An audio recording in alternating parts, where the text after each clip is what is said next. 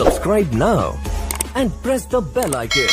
Never miss an update. زبان سے لا الہ الا اللہ پڑھ لینا ہی کافی نہیں ہے، لا الہ الا اللہ کے تقاضوں کو نبھانا بھی ضروری ہے۔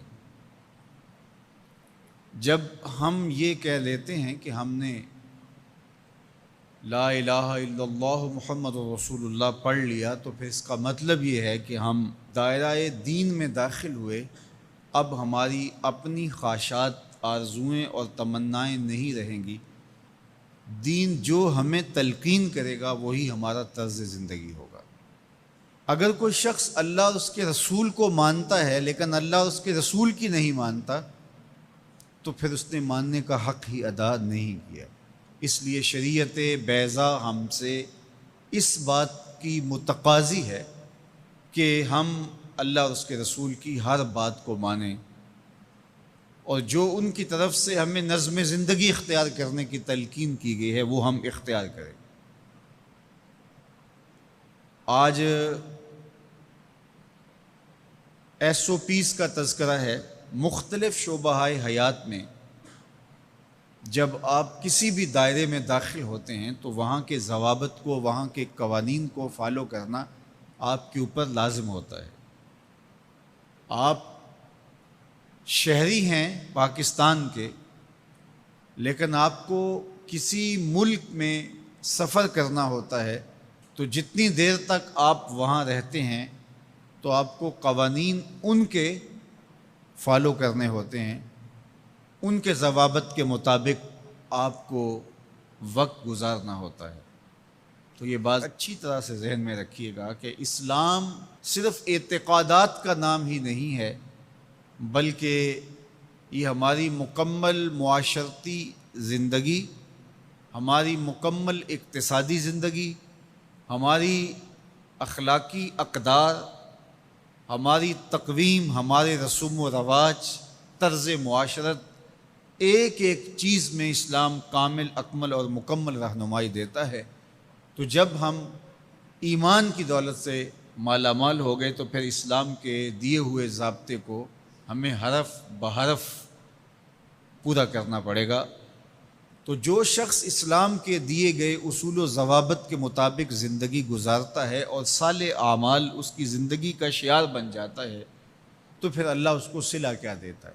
ایک تو آخرت کا اجر ہے جو اس کو عطا کیا جائے گا، وہ تو ہے ہی ہے، لیکن اس دنیا کی زندگی میں بھی اللہ جل شانہ اس کو جزا کی صورت میں صالح، پاکیزہ، ستھری، مطمئن زندگی عطا کرتا ہے۔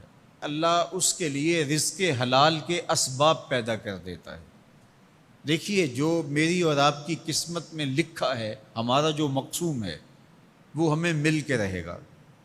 جب بچہ شکم مادر میں 120 دن کا ہوتا ہے، صحیح حدیث میں آتا ہے کہ اس کا رزق بھی لکھ دیا جاتا ہے، اس کی عمر بھی لکھ دی جاتی ہے، اس کا شقی و سعید ہونا بھی لکھ دیا جاتا ہے۔ یہ لکھ دیا گیا ہے، قلم اٹھا لیا گیا، سیاہی خشک ہو گئی، میرا اور آپ کا لکھا ہوا مقدور ہے، مقسوم ہے، وہ ہمیں ہر صورت میں مل کے رہے گا۔ لیکن یہ ہمارا اختیار ہے کہ ہم اس لکھے ہوئے کو، اس مقسوم کو حاصل کیسے کرتے ہیں، بذریعہ حلال حاصل کرتے ہیں یا بذریعہ حرام حاصل کرتے ہیں، تو یہ انسان پہ چھوڑا گیا ہے۔ لیکن جو شخص اچھے اعمال کے ذریعے سے اپنے رب کی رضا جوئی میں لگا رہتا ہے، تو اللہ اس کے مقسوم کو اس تک حلال ذرائع سے پہنچاتا ہے، اس کو اس کی توفیق نصیب کر دیتا ہے کہ وہ حرام کی طرف نظر بھی اٹھا کر نہیں دیکھتا اور وہ حلال رزق اختیار کرتا ہے۔